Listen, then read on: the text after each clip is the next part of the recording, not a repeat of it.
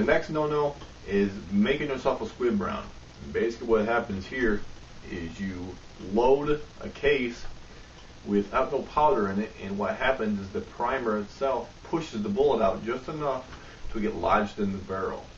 Now these are very dangerous because if you're not paying attention, and say for some reason you think you just had a malfunction of some type, so you rack the slide, you do the normal, tap rack, all that, chamber another round, and you fire that round into the back of that bullet that's lodged in the barrel, and you could have a kablooey right there. It could blow out your barrel and maybe blow out your gun too.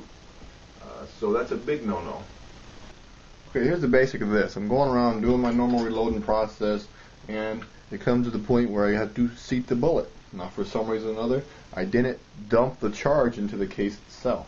I deprimed it, put the primer in it. For some reason, I skipped the station, or the thing malfunctioned or whatever. Didn't put powder in the case. And then I go to seat the bullet. In this case, I'm making a dummy round. This is basically a round with no primer, no powder, nothing but a case and a bullet. We seat the bullet, move it on to the crimping station, and crimp the round itself. Now, if I didn't have no primer in that, if I had a primer in that itself, I would not be able to tell if there was basically powder in that thing.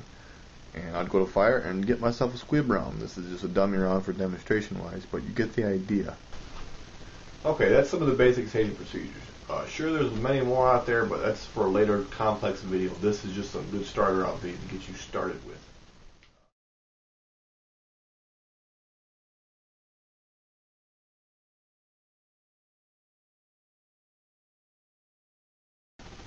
Okay, the next thing I want to talk about is presses. This is basically the thing that's going to help you load the ammo. It's going to do it for you.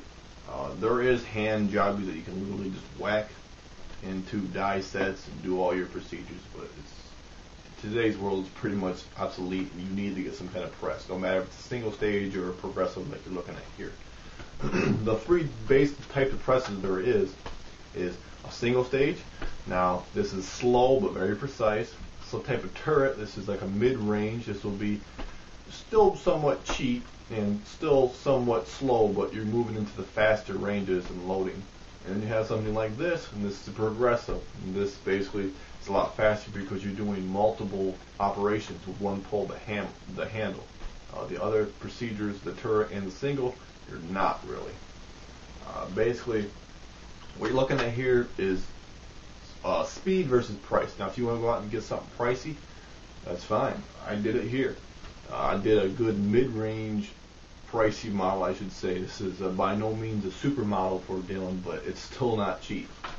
I'm not going to go into how much it's cost me until I do a review on it, but overall it wasn't cheap. If you're looking to first start out with, you can get some kind of single stage press, perhaps like a Lee Classic, for relatively cheap. Those things you can get good Lee single stage kits for about $150–200, and that has pretty much everything you need to get started, including the dies that you'll need to load. You can also get something like a Lee Classic turret. And this is nice because this basically allows you to do everything like you did with a single stage without having to change the dies out. Excuse me, each time. So it's faster in that way. I'm not going to go into a lot of details about different dies, about different reloading benches, because I don't have those benches, and it'd be kind of ignorant for me to go into a bunch of stuff that I really don't know anything about. The one you're seeing here is my progressive. The reason I got this is because this is a good, in this case we're using a manual index. Now what this allows me to do is load like a single stage for training purposes. You first get started out, you don't want to go right to a super progressive that is auto indexing, and you just lose your pace, all this. I can treat this just like a turret press, if you want to call it. Even a single stage if I wanted to. But it's basically a good learning tool to get me started out with. And plus I got this because this has a super lifetime warranty. This will last me forever. I can load 160 different types of calibers, including rifle, which I do plan on doing down the road. This is basically the catch meow of the first reloading kit that you can buy. By no means cheap though. But there's a lot of different types of presses out there, and depending on your price range, you can balance your speed versus price, basically. Alright, with that, it's y'all for this first clip. I'm taking it slow. Sorry, it's kind of long-winded, me a bunch of flapping my lips a lot, but basically what I'm trying to do is just take this very slow, because that's how you really should approach when you're first getting started reloading. Don't go diving right into it all fast and thinking you're going to churn out 1,000 rounds an hour or whatever. Just take your time with it.